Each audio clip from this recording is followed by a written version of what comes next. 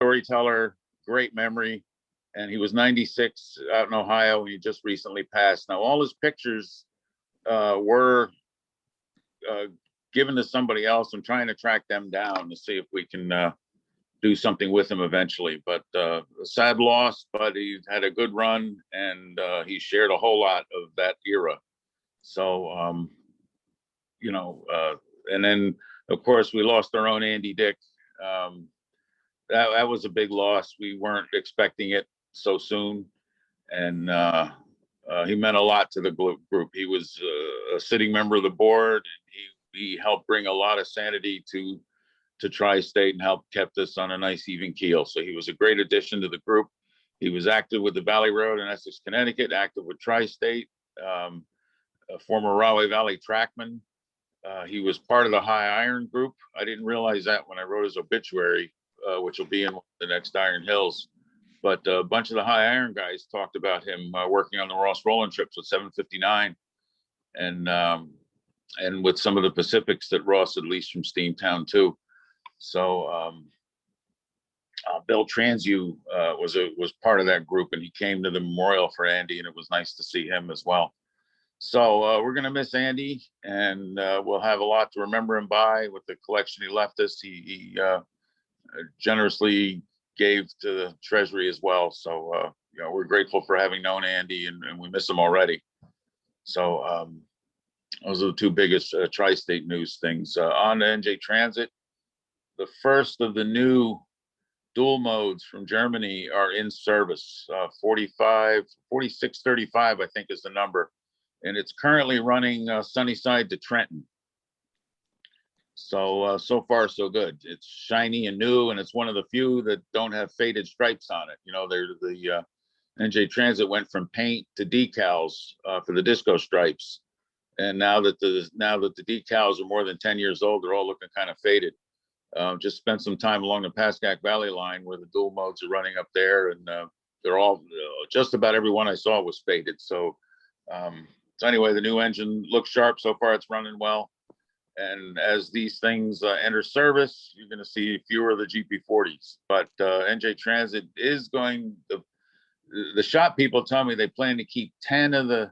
I think a total of 13 of the GP40s will be in service. The F40s will be retired and kept for work trains if needed. But you won't see them in passenger service like you see them now. And the GP40s, three of the former CNJ units will stay in service. The 41, supposed to be the 4100, the 4101, and the 4109. And the 4109, of course, is the one painted Jersey Central. So in terms of the freight railroads, everything's on an even keel. We did get something. The CSX painted two of their F40s or executive F40s in a B&O paint scheme, streamliner paint scheme, and they came up and back to Albany for on an executive trip. So it was neat to see them on the river line. Lots of people got pictures. They're in print already. If anybody missed those, just Google them. They'll come up because they made a trip up there. So whenever you're ready, Rich. Yep, we're live streaming on Facebook. So Gordon, if you want to share your screen, and then I'll introduce you to the masses. All right.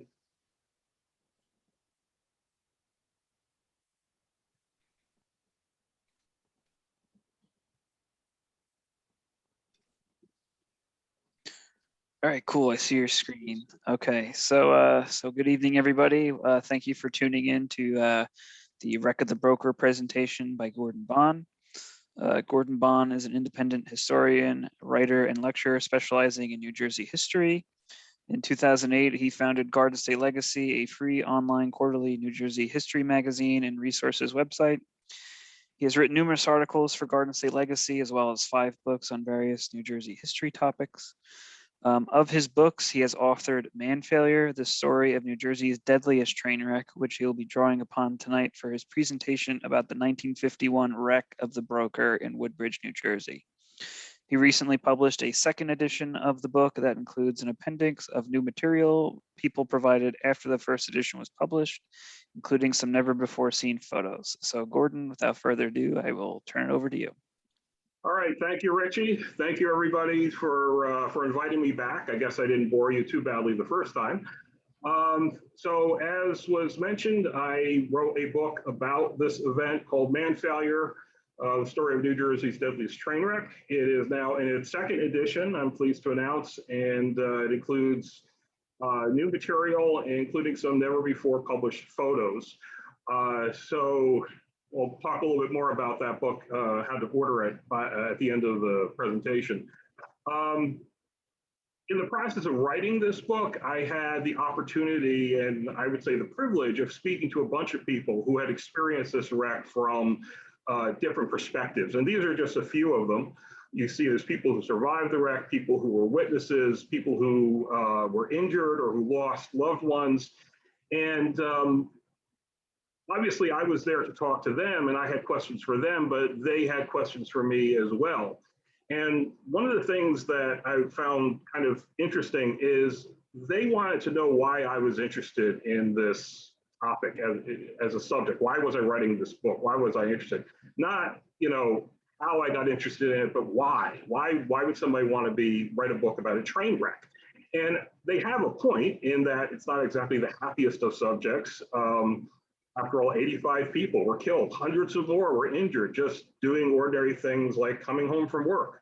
Some of them were injured in ghastly ways that changed their lives, loss of limbs, and so on. I tend to think that it's more than just morbid curiosity. I mean, when you look at history, this is a famous quote by Edward Gibbon: history is indeed little more than the register of the crimes, follies, and misfortunes of mankind. And when you think about it, it's true. I mean, how many books there are about wars or disasters or this or that, and this kind of falls into that category. But as I was asking them these questions and talking to them, and they started to remember and dredge up memories that had lain dormant at that time for over 60 years, the voices would trail off, the eyes would grow distant because they were recalling this traumatic event, this really, I think it dawned on them, they answered their own question. It dawned on them that what they experienced was something major, something important, something indeed historic, and something that was worth remembering. And I think it's more than just the morbid curiosity when you're driving down the parkway and there's a terrible accident and you look, even though you might see something terrible, you vicariously live through them or through the event. Would I have risen to the crisis? You ask yourself, if I had been in their shoes, what would I have done? Would I have been one of the people who tried to help my fellow passengers to get off the train? Or would I have been someone who clawed my way out of survival instinct? And the thing is, you never really know. And I think that's what makes these stories so compelling, is that you kind of search yourself. What would I do if I were in that same set of circumstances? So what happened? What are we talking about here?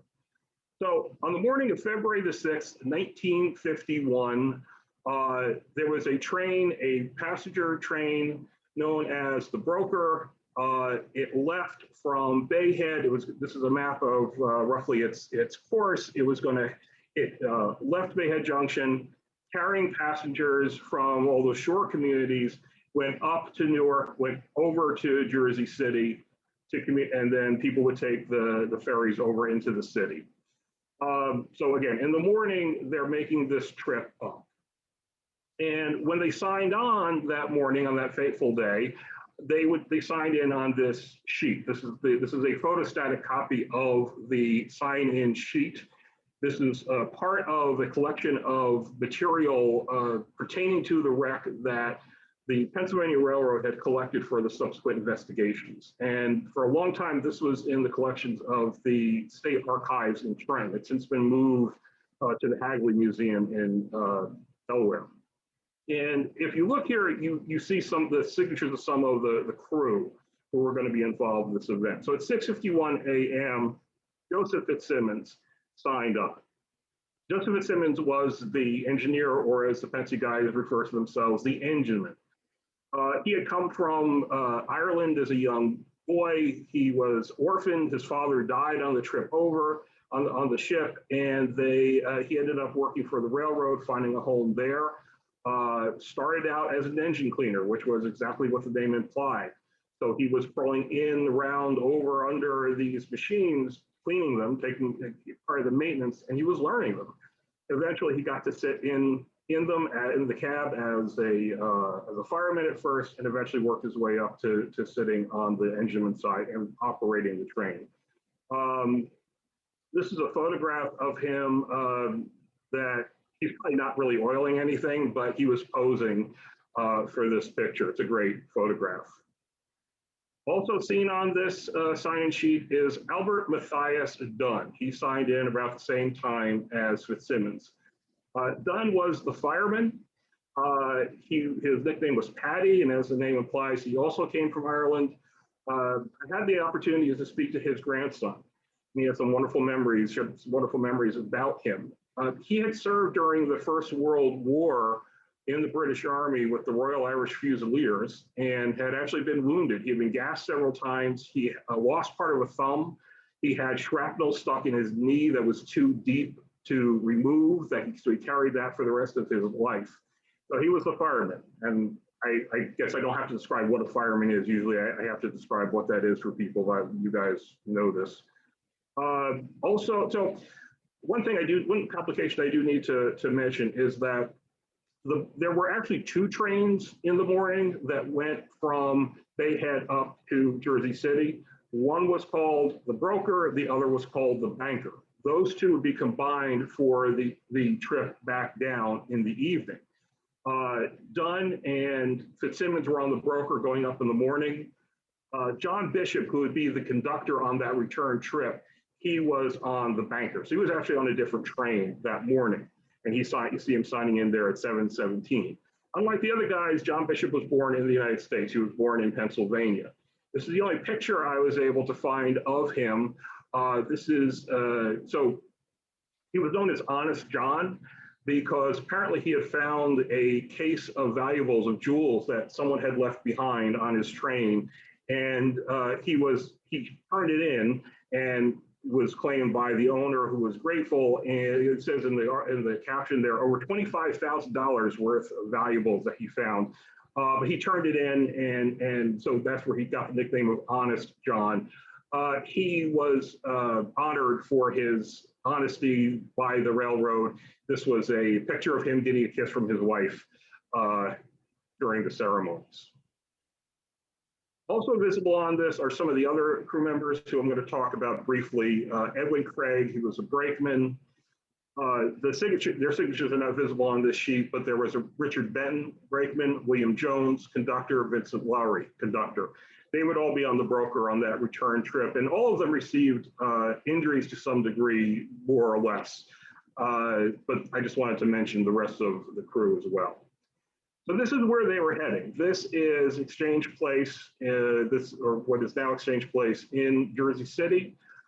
These are the sheds, and really what they were going there for is what was on the other side. The name, the Broker, and or also the Banker and the Broker kind of indicates the kind of people, the kind of passengers that were taking this train. They were mostly professional people. I mean, you had people from all different walks of life, all different jobs, but so forth. But a lot of them did work in Wall Street, and they would take the train up. They lived along the shore, take the train up to Jersey City, and then board the ferries, which would take them across into Lower Manhattan. So in the evening, they were supposed to make the trip back. Now, in the meantime, there was sort of a layover period. Joseph Fitzsimmons says that he went to the local YMCA, took a nap, took a shower, read the paper, had some food, and basically just waiting until he had to operate the train on the way home. Of course, that evening, they would not make it on the 6th because of what happened in Woodbridge. So what happened at Woodbridge? Let's take a look. This is a map of Woodbridge. Have some of the landmarks here for those who are not familiar with the area. So there's Main Street, there's Amboy Avenue, which is Route 35. There's Town Hall. The train station is to the north. The Broker did not stop at the train station, but it was because it was an express. But we're going to focus in on this lower part of the map. Back in 1951, the New Jersey Turnpike was not there yet. It was in the process of being constructed. Now, obviously, you have a, now I should also point out that the train tracks that are going through town here are raised up on a 30 to 40 foot embankment, and that's going to become critical in this story.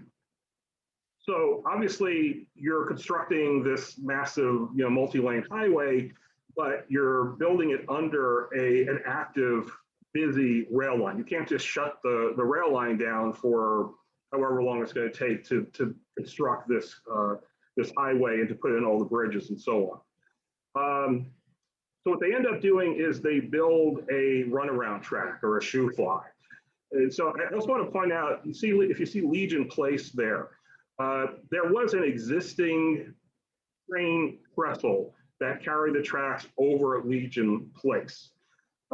So because of the space that they had to work with and the tightness of the curves, they end up starting the shoe fly on the other side of Legion Place, as you can see in this diagram here. So the idea is it's a temporary track. The trains are going to go off the main line, go around the construction site, then back onto the main line again. And that allows them to take the main line, remove the main line, build the highway, put in the final bridges. There's a road bridge as well that carries Fulton Street, which you see running parallel. It's going to carry Fulton Street over the turnpike as well. So how did they communicate to the train crews that this was going to go on? It was with a general order.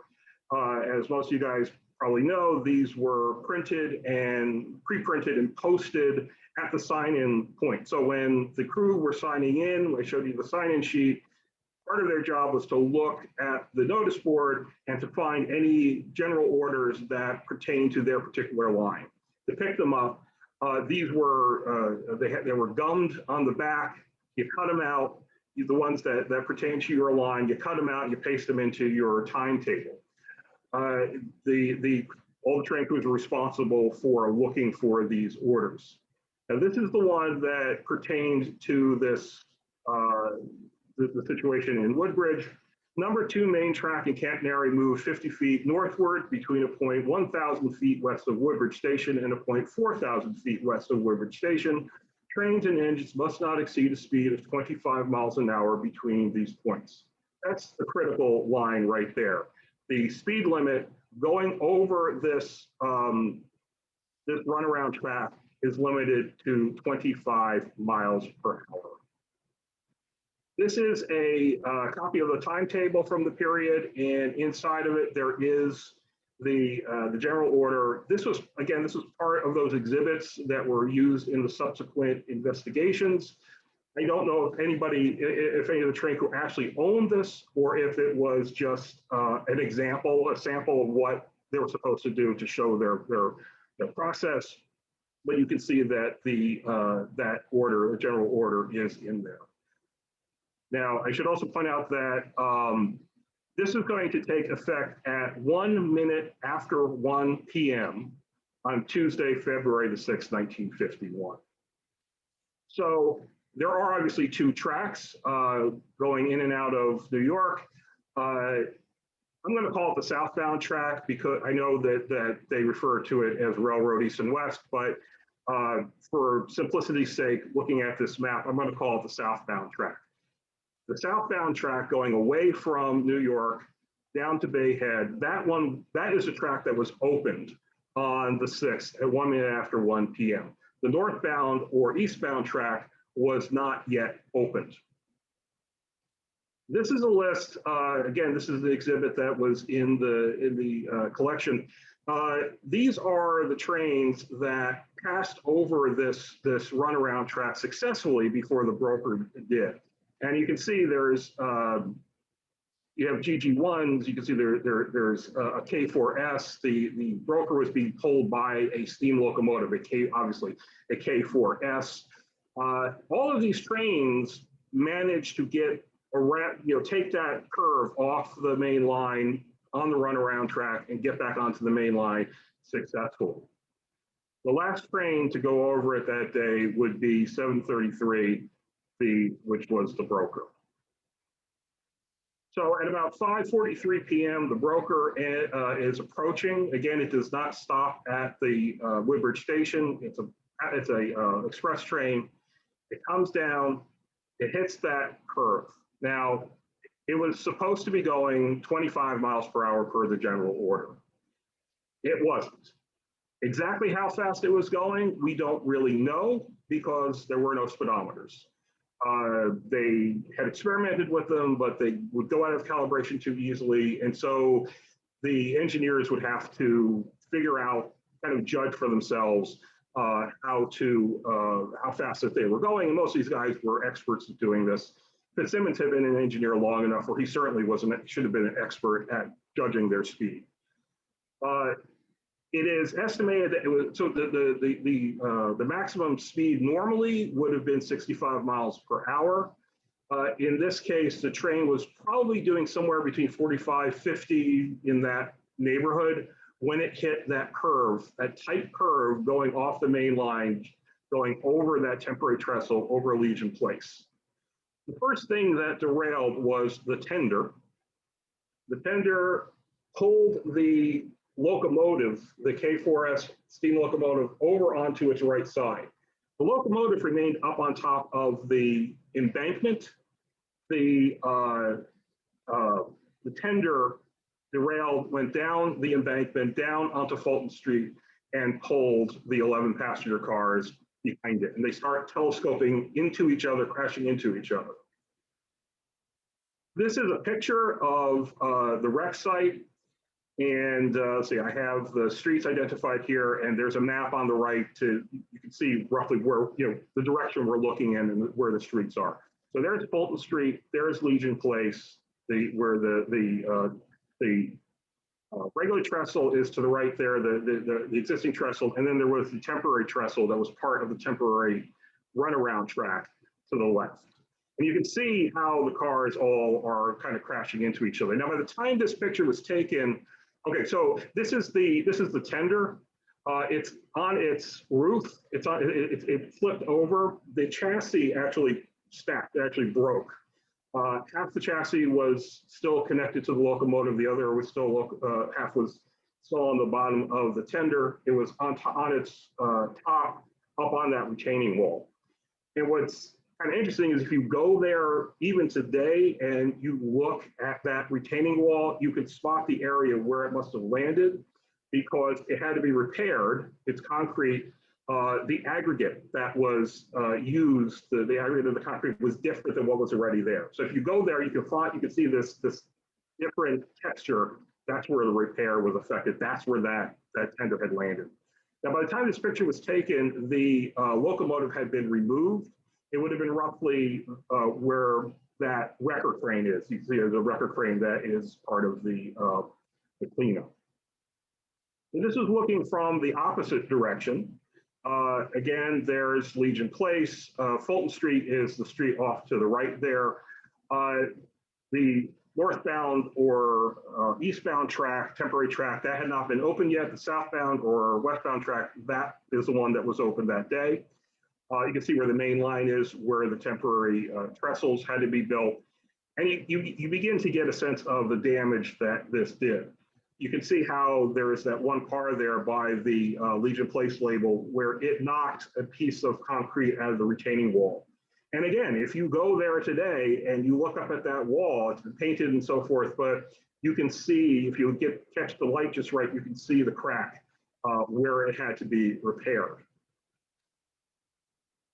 Now, I can talk and describe all I want. These pictures are what really, I think, brings home the severity of this wreck.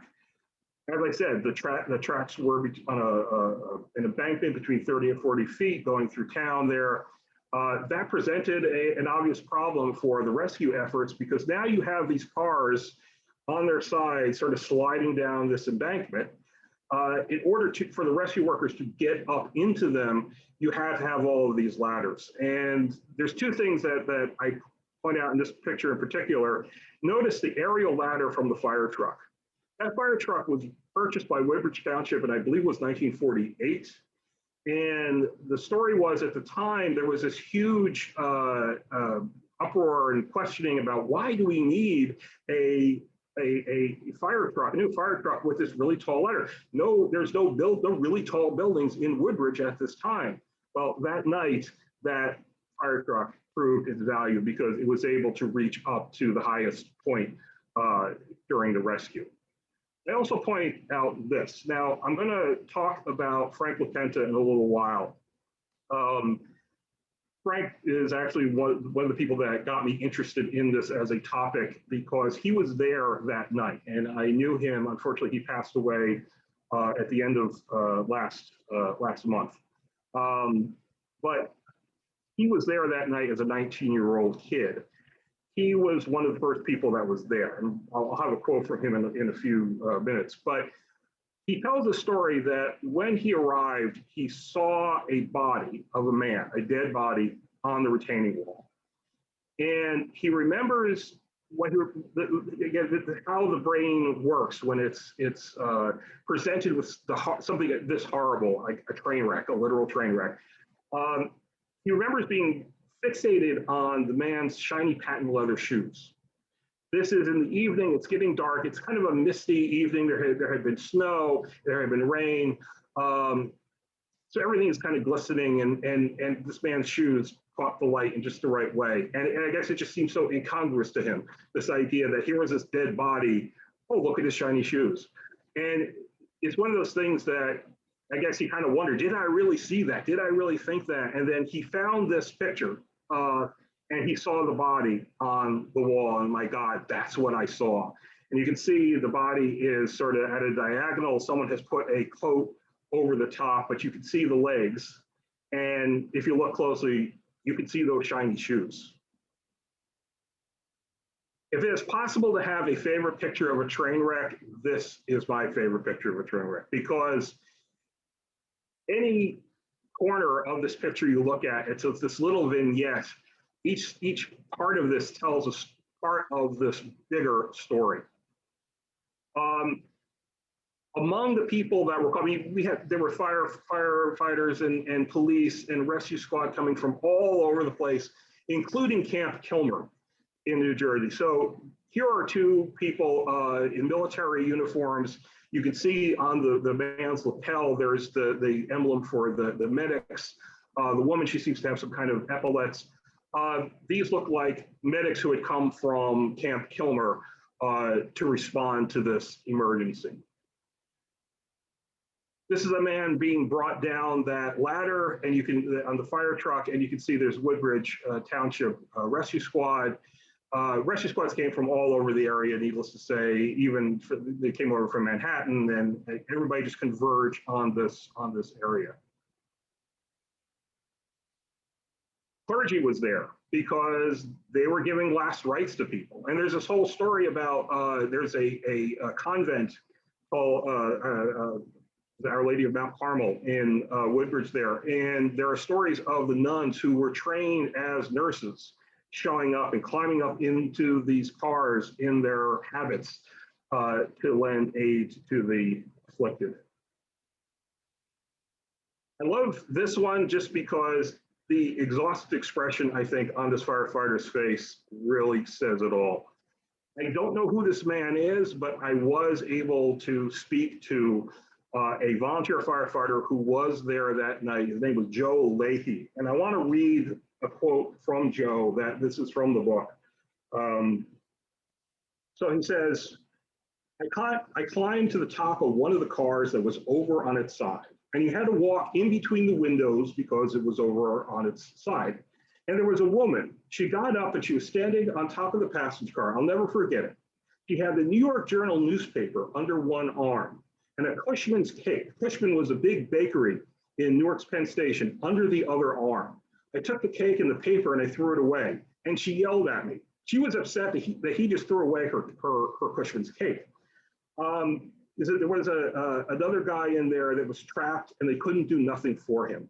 They ended up doing a crazy thing. Just up the street was a tavern, and I went up to the tavern and I bought a pint of Seagram 7, and I went back up into the cars and I gave some of these guys in the cars a drink of whiskey. Mercy came in many forms that night. Now, as I mentioned, this wreck happened, the cars fell down into Fulton Street, which runs parallel to these tracks. And so you can imagine, this is early evening, people are making dinner and people are coming home from work and so on. And a train wreck literally gets dumped in their front yard. There are many stories, and I go into this in detail in the book, of people all up and down the street, throwing open their homes, giving shelter to the afflicted, inviting them in. Remember, this is before there were cell phones or anything like that, where a phone line was as good as gold, because you had people who were injured, who got off the train, excuse me, who wanted to let their loved ones know that they were okay, because this was being broadcast on the news that there had been this terrible train wreck, and they wanted to let people know that they were okay. So they would, people along Fulton Street would let people use their phones. And there's stories about upholstery being ruined and rugs being ruined by the mud and the blood from the people who were being brought in to find some shelter in the middle of this disaster. Another way people supported it was to brew gallons of coffee and make stacks of sandwiches that would keep the rescue workers going throughout this long, grueling night. So this is a picture of one of those people who came to the aid of the afflicted.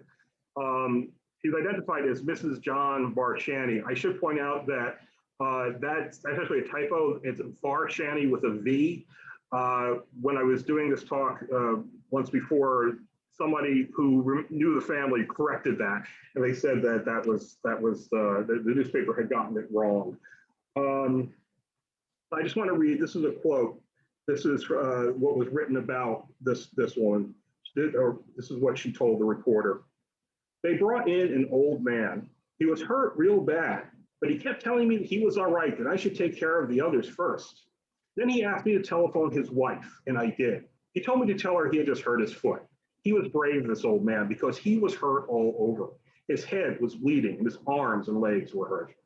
There are a lot of stories like that of people saying, don't worry about me, go help somebody else. And that was a common theme that I thought was rather interesting, that there was a degree of selflessness even among those who were actually severely injured.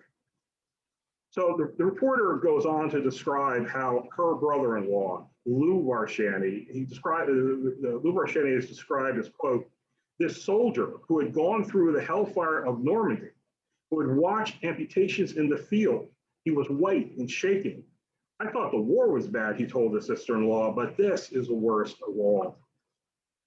Barshani's husband, John, he came home from work to find his living room turned into a field hospital, the kind of place he had known all too well as a medic during the war. He walked upstairs, kissed his daughters, placed wads of cotton in their ears so they could sleep despite the roar of the power generators outside the window and the cries of the injured and the dying downstairs. He walked out the front door, climbed the muddy embankment, and into the crumpled coaches to join the rescue. There were a lot of stories. I mean, this is, shortly after the end of the end of the Second World War. A lot of the guys that were involved with the fire department, with the rescue squad, the volunteers, or even just people on the street who pitched in to help. A lot of these guys were veterans, and they had seen terrible things in the course of war, but you expect to see that in a war. You don't expect to see that with people just trying to get home from work or from school or from shopping or whatever it is. They knew how to handle themselves because of that experience. But even so, a lot of those guys were really shaken by seeing this, again, because you expect it in war. You don't expect it in your hometown. So this picture, this is from the New York World Telegram and Sun. And I find it kind of interesting. She's almost smiling almost looks dazed. And she's like a forced smile as if just out of instinct because she's having her picture taken. But this is just one of the many stories of selflessness and the assistance that people all up and down Fulton Street rendered to the afflicted that night. So I mentioned Frank LaPenta. Frank and his wife Audrey, they were instrumental they spearheaded the idea of getting a monument which is now by the Woodbridge train station. It was, they had it in 2001 in time for the 50th anniversary of the wreck. Because he had been there. And so it was my involvement with that. That's what first introduced me to the subject and why I ended up writing a book about it. So I owe Frank a debt of gratitude for having inspired this book. As I mentioned, he did pass away recently at the end of July. But he is in the book, and I just want to read a little bit of his experiences, what he told me. I had just arrived home from work.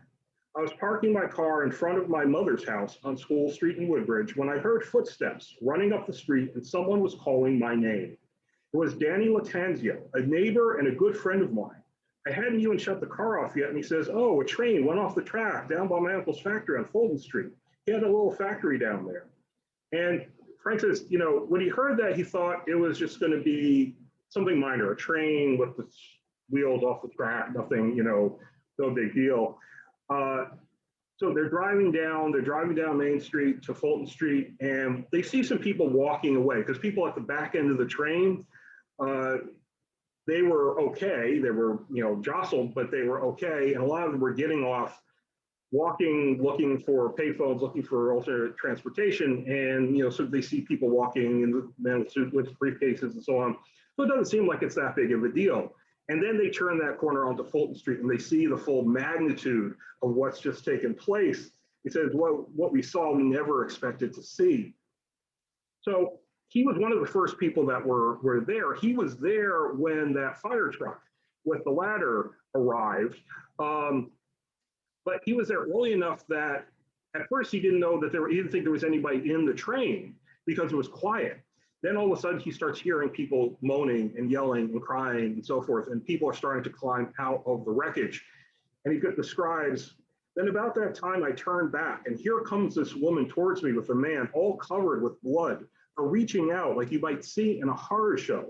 They were looking for help. Well, I was only a 19-year-old kid. What could I do? But what he ended up doing was pointing them towards that fire truck where they could get assistance. But later that evening, there was a woman who came up to him begging him to please help me to get home. I think it was Keyport or one of those towns. He didn't remember exactly what it was, but her husband would be worried sick because he would have been listening to the news and known that there was this wreck. Please help me to get home. So he drove her home, came back, and he was a young man in the National Guard at the time, and so he was kind of like helping with the rope line, keeping all the crush of onlookers back so that the rescue workers could get in and to do their jobs. This is Joe Nagy. This is another man that I had the privilege of speaking with. And that evening, he was meeting friends at Little Joe's Tavern. They were making plans to go to a basketball game that night, figuring out whose car they were going to take and so on, having a couple of beers, enjoying themselves. And he was only in there for maybe about half an hour when he says, all of a sudden, the front door opens. People come in and they're all bloody. They're looking for a telephone. We said, what's the matter? What's the matter? Guy says, a train went off the tracks. I got up, put my jacket on, and I ran right down there, and I seen what was going on. And again, that same effect where you turn that corner onto Fulton Street, and he said, I said, oh my God almighty. When he got there, he spots a guy another guy that he knew by the name of John Fennick from Seawarren. John had been if he was on bombers during the Second World War, he was in the Air Force. And he, later he would go on to become I think he was the mayor of Seawarren. So they start helping, they start going into and trying to get people out. And somebody took a picture of them, or a reporter took a picture of them. They're coming down the ladder of that fire truck. And you can see there's John Fennick on the left, Joe Nagy is on the right. You can spot him in some other pictures by that distinctive sweater. You can see there's a man draped across the ladder in between them, and they're inching their way down to get him to safety. Now, when I was first doing this book, I still have a Facebook page in support of the project, and I had posted that. You know what? Okay, I posted a bunch of pictures on there, and I'm going to go through some of them here because I mean I could prattle on forever and read you these accounts, but I think the pictures really speak of, far more, describe it far better than I could. This is one of the rail cars. It's over on its side. You can see their people are crawling into the vestibule there, trying to get inside. You can see how smashed up they are. Now this is the third car.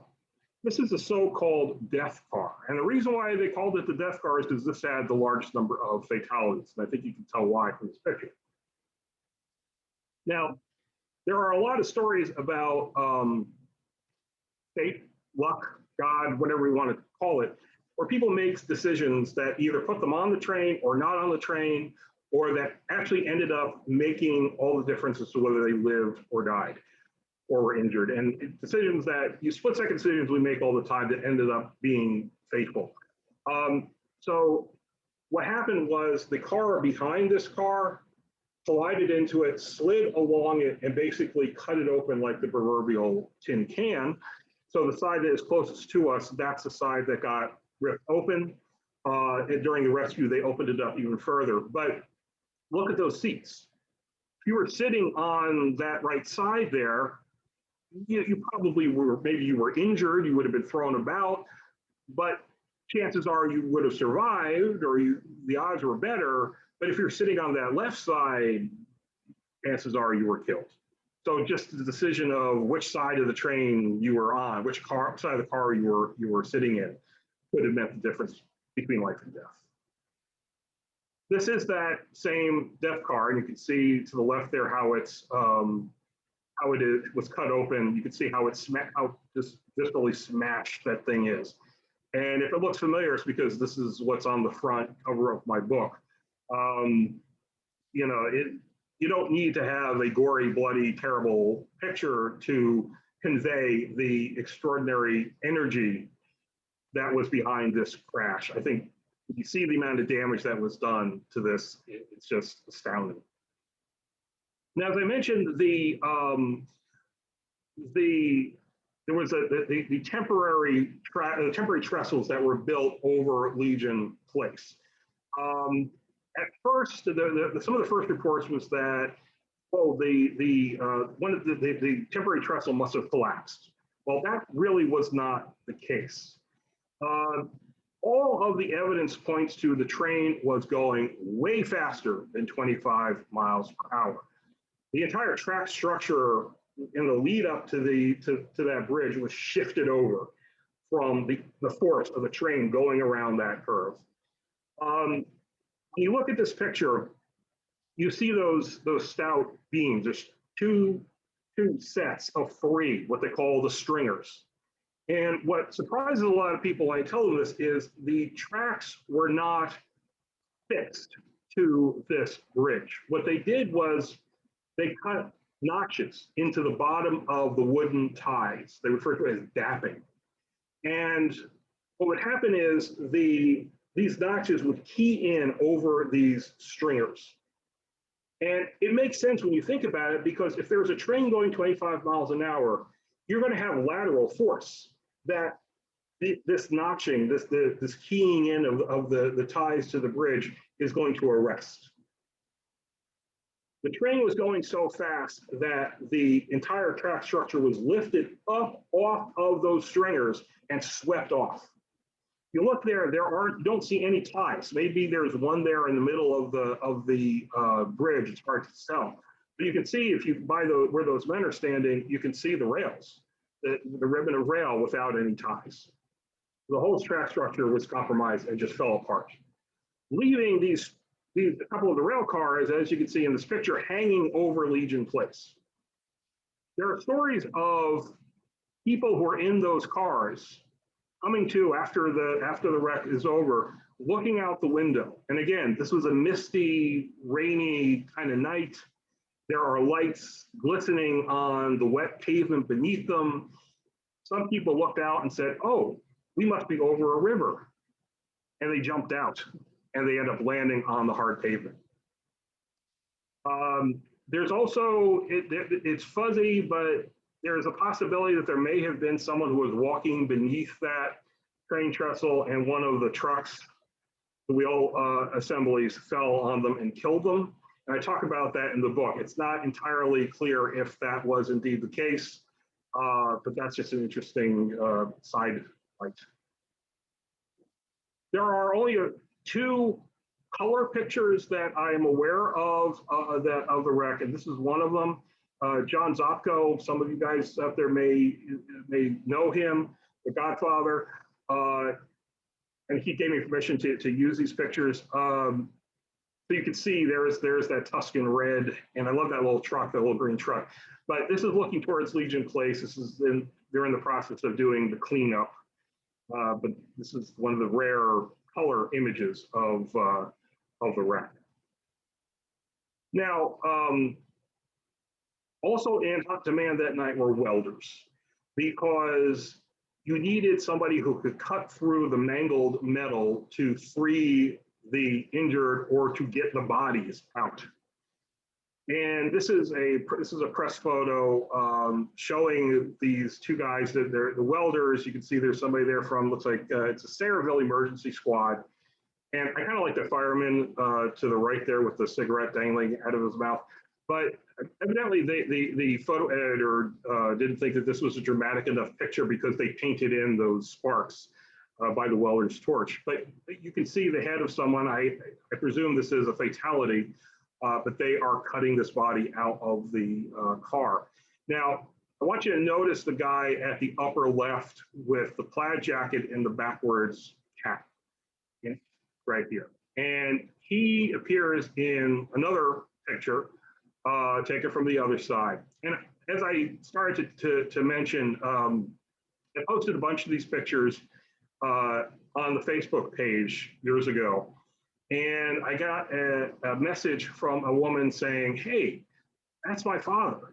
The guy in the plaid was her father. This is Ray Roulon, and he was from Metuchen. This is his daughter, Muriel Roulon Farino, and she had never seen these pictures before. She knew that he was there, but she was not. She'd never seen those pictures, and he never really talked about it all that much." So, you know, why do we do these kinds of things, writing books and preserving this history? Well, this is part of it, because I got to share these pictures with her and give her copies that she could have and share with her family. Those who were killed were basically just dumped on the side of the road. The objective, obviously, was to get to the living, to get to those who could still be saved as quickly as possible. Those who were deceased were just left on the side there. There are several pictures of this scene. You can see the retaining wall. You can see the top of one of the cars off to the left there. And there's always this guy there with the kind of laconically standing there with his pipe and his torch and his at a rakish angle. But if you look at the bodies, you can see, you know, the men and the women, and you know the numbers of people that were killed, and came from all different walks of life. There are reminiscences that when these bodies were taken into the temporary morgues that were being set up, including in particular at the rescue squad in Woodbridge in their garage, but also pretty much anywhere they could find space. They were covering them with long sheets of brown wrapping paper. And the story is, people remember this as being butcher's paper, like you would see at a old-fashioned butcher shop, and they would wrap the meat in, and it kind of adds a macabre aspect to the story, but evidently that was what they were using, was just long sheets of paper. Those who were fortunate enough to survive were taken to the area hospitals, the hospital in Perth Amboy being the main repository for the wounded. Fortunately, I got to speak to two nurses who were there that night. And this is a picture that I got not too long ago. This was taken at the hospital in Perth Amboy. And there's a caption on the back, and it reads, "Bruised and hurt herself. This is Jim Tully of Fairhaven, New Jersey, comforts her husband as he lies on a cot set up at Perth Amboy General Hospital to take care of the injured in the train wreck at Woodbridge, February 6th. More than 500 people were injured, 74 are dead. Interesting side note, I was giving this talk in South Jersey one time, and a voice in the back of the room says, "Hey, those are my parents." So I have their son's reminiscences in the second edition of the book. Now, there were multiple editions of newspapers that were coming out, and each one would update the death toll. At the time the caption was written, they were talking about 74 dead. When it was all over, 85 people lost their lives in this wreck. It remains the deadliest train wreck in New Jersey's history. It is the deadliest post-war train wreck. It is in the top 5 deadliest train wrecks in US history. And the only reason why there is any ambiguity is there were trains out west that were lost in avalanches or ended up in rivers, and they didn't recover all the bodies. They weren't sure who was on it. So the exact numbers, going back into the 1800s, the exact numbers were not well known. But this was certainly the deadliest train wreck in New Jersey's history. This is the K4S steam locomotive, the cab of it. I'm sure those of you who are familiar with the mechanisms and with the cabs of these trains, these locomotives will recognize some of the gears. Recognize some of the gears and the levers and so on. You can see off to the left there, that I believe is part of the tender that was still attached to the locomotive. Remember I said the chassis broke in half. This is where Joe Fitzsimmons and Albert Matthias Dunn were when the wreck happened, when it tipped over on its side and got smashed up. The K4S steam locomotive was a survivor of the wreck in and of itself. This is it after it had been righted. It was repaired. It was put back into service. It was a short reprieve, lease on life, because this is a period when Pennsy was phasing out steam for diesel and electric, and by around 1954, it disappears from the roster, presumably scrapped like the rest of them. But look at that cab end. Well, what happened? What happened to Joe Fitzsimmons? What happened to Albert Dunn? Sadly, Albert Dunn is the one casualty from the crew. This is his grave. Now, I want to point out his wife, Lillian. He met her, she was a nurse, and he met her when he was in hospital during the First World War, when he had those injuries to his thumb and his knee. And that was how he met his wife. But sadly, he passes away because of the wreck. Joseph Fitzsimmons survives the wreck. This is the first image, the first picture that I think most people would have had of him. He looks completely devastated, which he was emotionally. He had a hard time dealing with this. There are multiple accounts statements that he makes to the various investigating bodies. It's interesting to see kind of how they change in subtle ways, and I think it's reflective of the emotional process that he was going to trying to make sense and learn to live with what had happened. Now, he had a very severe head trauma. It was so bad that he did not remember making his first statement, which would have been to the Woodbridge Police Department, Woodbridge Police Detectives. He does not remember making that statement at all. So he must have suffered some kind of amnesia, or there was something going on there. He had a broken rib, he had back injuries, and so on. This is him in bed where he is being interviewed by some of the investigators.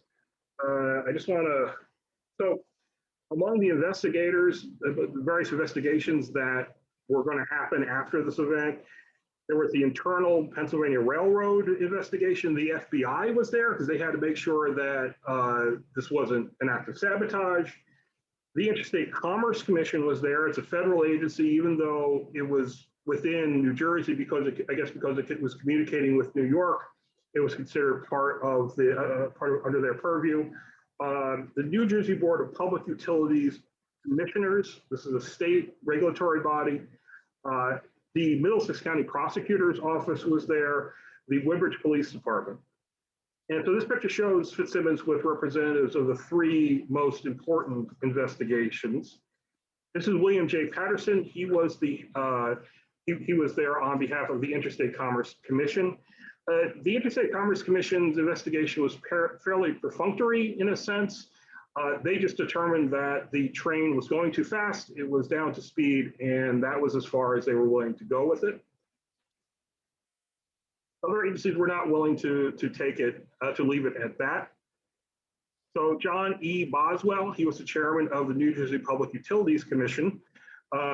This is a state regulatory body. They wanted to know, well, why was it going that fast? Because they needed to know, did they need to change the rules? Did they need to have different regulations? What could they do in order to prevent this kind of thing from happening again? Alexander Eber, he was the assistant Middlesex County prosecutor. Now he was there, while the other bodies were there in a regulatory capacity, he was there in a legal capacity. Looking to see were any laws broken. Was there anything that, does somebody need to go to jail? Does somebody need to get to be sued? What is the proper response? And he definitely wanted to know why the train was going that fast. And in a sense, he champions Fitzsimmons because he's looking at the rules of the Pennsylvania Railroad. He's finding fault with how they were handling things. And as far as he's concerned, Joseph Fitzsimmons was almost as much of a victim of the Pennsylvania Railroad's negligence as any of the passengers were. But the most exhaustive, detailed investigation was that of the PUC, the Board of Public Utility Commissioners. This is a stack of the transcripts of their investigation. There are 2,662 typewritten onion skin pages. I know because I read 2,662 pages. They got into such minutia as the species of pine that was used to produce the wood for the temporary trestle. I mean, this was a gold mine in terms of getting information. This was, at the time, it was at the State Archives. It's now at the Hadley Museum in Delaware. I was going down there every day for pretty much a year, not every day, but like 2 or 3 times a week, every week for about a year, going down there, reading through these things in order to research my book. But at the end of the day, I mean, you can get into species of pine, but at the end of the day, there's only one person that you really want to talk to, and that's Joseph Fitzsimmons himself. Since Albert Dunn is dead, he's the only one who, I mean, he was responsible for the train. He had the ringside seat, so they want to talk to him. What did he have to say? This is what he told the ICC. I was looking all the way down there for yellow lights. Lights that would indicate exactly where the restriction was, which is customary. Restriction in this sense means a speed restriction, where you're supposed to be going slower than the normal speed, which was customary to place yellow lights. First, one yellow light that would notify you that you were approaching the restricted territory, and then there was another that tells you you're at the restricted territory.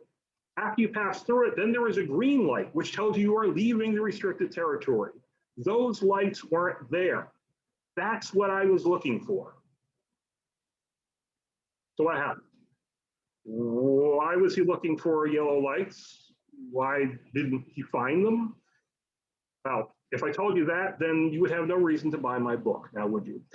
So I am actually going to leave you in the lurch right here with an advertisement for my book. We have the second edition of the book is now available at gardenstatelegacy.com. Now, if you already bought the book, thank you very much. If you want to get the new information, the new content, without having to buy the book again. I'll let you slide. You can get I have all the new material in a appendix C. And I printed that, had that printed as a separate publication for $10. The book is $30. The edition is $10. And if you go to gardenstatelegacy.com, scroll down, you'll see where you can click for the information to buy the book. So I want to leave you with, going back to the question that I opened with, why was I interested?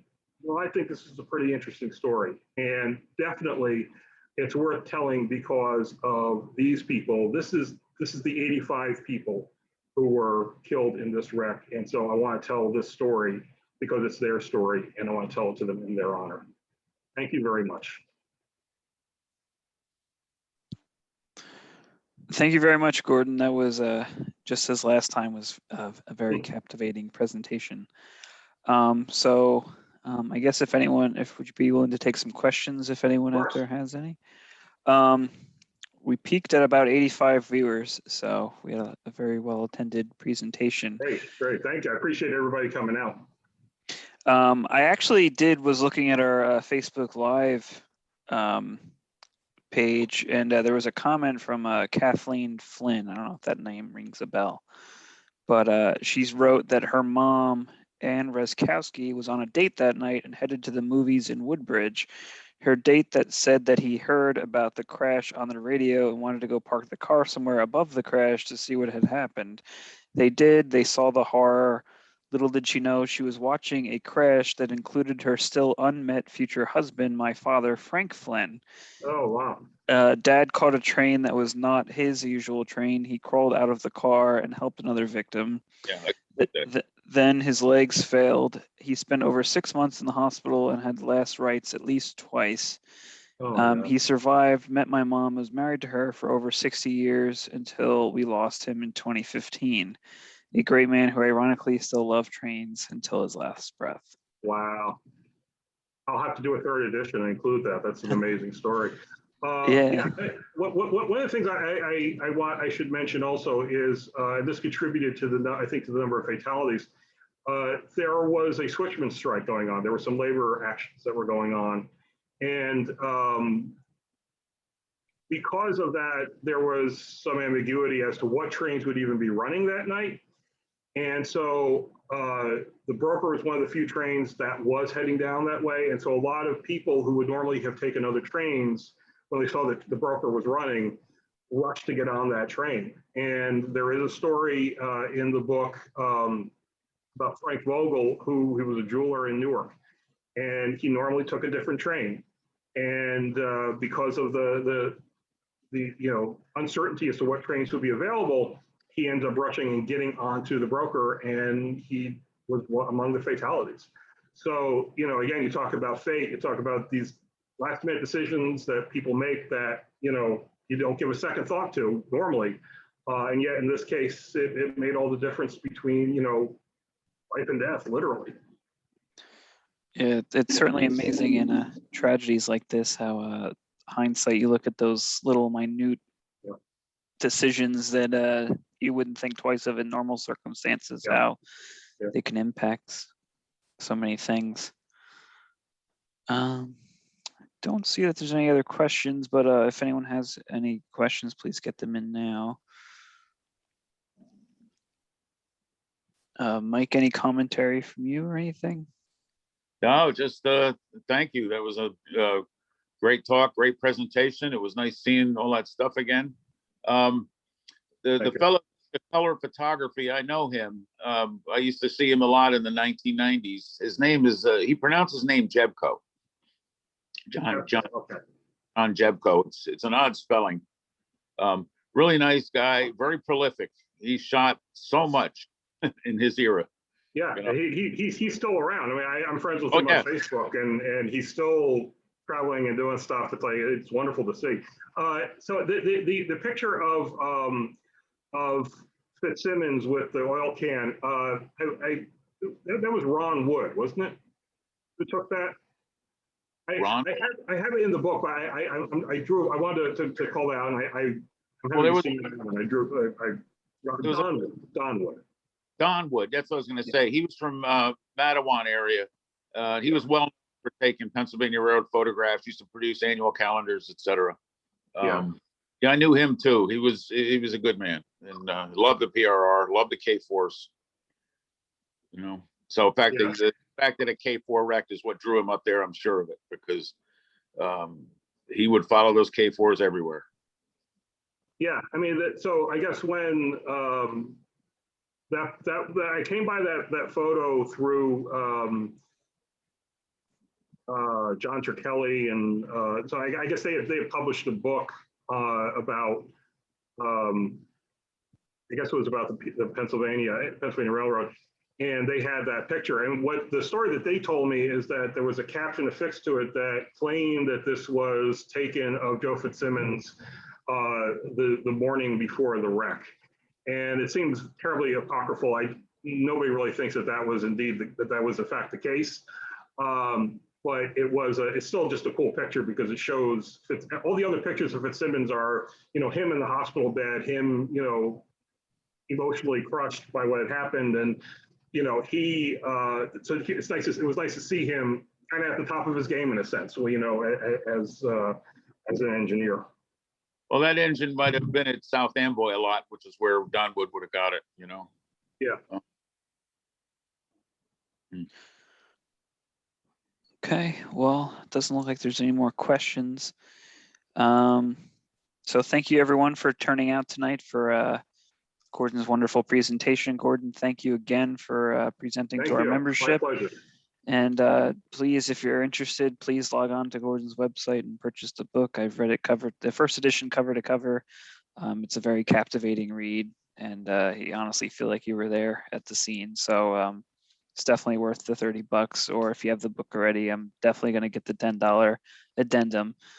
So looking forward to that. But everyone, I will too. And then as we talked about, Gordon is a master of context.